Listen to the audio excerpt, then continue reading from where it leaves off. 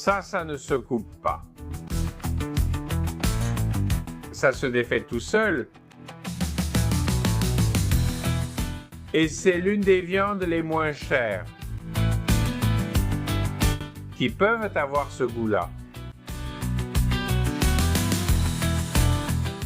Aujourd'hui, à Saladolandia, nous allons préparer un bon morceau de longe de porc à basse température. Attendez un instant, de celles qui font ça. Cette viande n'a pas besoin de couteau. Regarde ce petit gras infiltré. Ça, c'est du goût. La première chose, préparer un mélange qui donne beaucoup de goût. Pour cela, on verse un bon filet d'huile dans une tasse. Et du sel, à votre goût. Soyez généreux avec le sel, parce que c'est ce qui va assaisonner toute la viande. Alors, allez-y franchement. On va aussi ajouter du romarin. Son arôme est spectaculaire. Et bien sûr, du poivre noir fraîchement moulu, qui rehausse les saveurs et donne un goût à la viande, spectaculaire. Pour moi, c'est presque obligatoire. Ajoute aussi une bonne quantité d'ail en poudre. Et la touche finale, tu l'ajouteras avec du paprika. Il peut être doux ou piquant, même un mélange des deux. Ici, il n'y a rien d'étrange. Bien sûr, il faut bien mélanger tout ça, alors mélange quelques fois. Et ça sent déjà incroyable. En réalité, n'importe quelle viande fera l'affaire.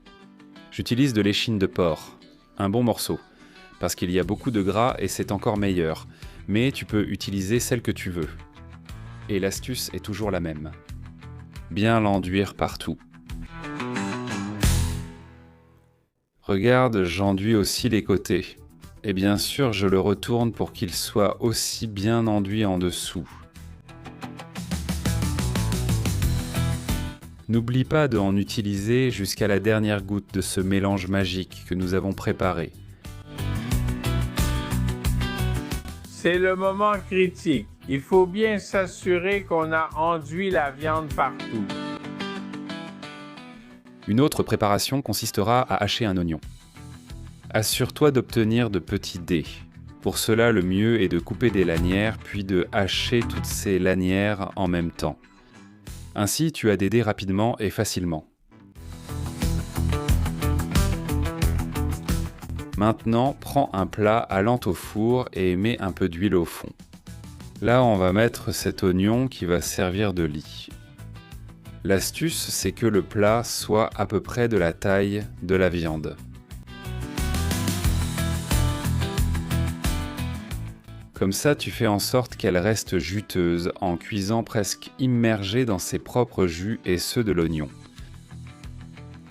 S'il te reste de la sauce dans le plat où tu as préparé la viande, profites-en, il y a encore plein de goût là-dedans. On va ajouter un peu de liquide. J'utilise donc la même tasse pour profiter de toute la saveur qu'il y a dedans. Je la remplis, c'est une petite tasse à café, et je verse doucement le liquide à l'intérieur. Et maintenant, le vrai secret.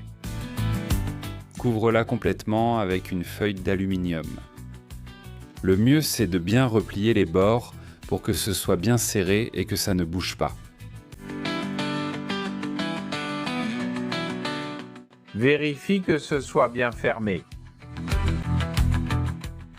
Et maintenant que c'est bien fermé, je l'emmène au four. Je l'ai préchauffé à seulement 130 degrés Celsius, soit environ 265 Fahrenheit en chaleur statique. Et je vais le laisser comme ça pendant 2h30 ou 3. Ça va cuire dans son propre jus. Basse température, patience et zéro stress. C'est facile pour tout le monde. C'est cuisiner sans se battre avec la cuisine. Après 2h30 ou 3, on enlève le papier aluminium. Oh là là!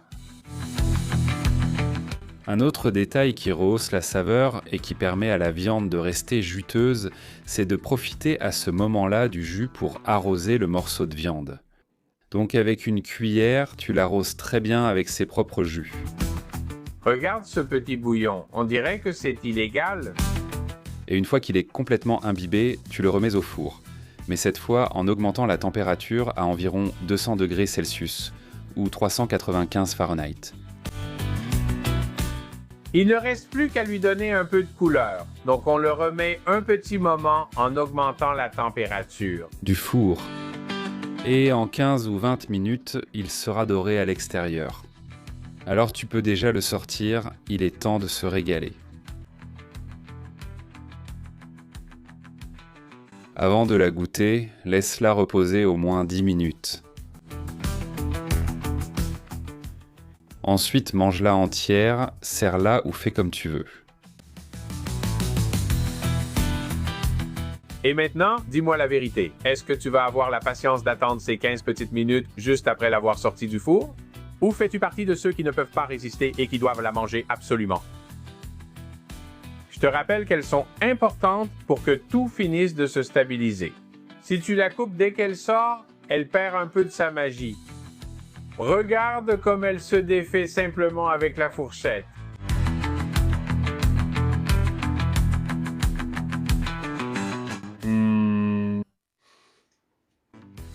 C'est du beurre, la graisse, le jus, la saveur. Il n'y a pratiquement même pas besoin de sauce. Si tu veux, tu peux compléter le plat simplement avec quelques pommes de terre coupées en rondelles directement sur l'oignon. Dans le moule. Ainsi, elles seront parfaites et bien tendres. Elles cuisent dans leur propre jus et tu obtiens des pommes de terre mijotées au four incroyables.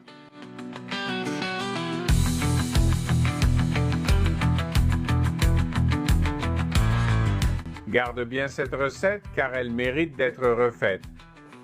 Si tu aimes ce genre de recettes différentes, mais rapides à apprendre, très faciles à faire et avec un résultat incroyable, tu sais quoi faire. Abonne-toi à la chaîne, il y a plein de choses qui arrivent.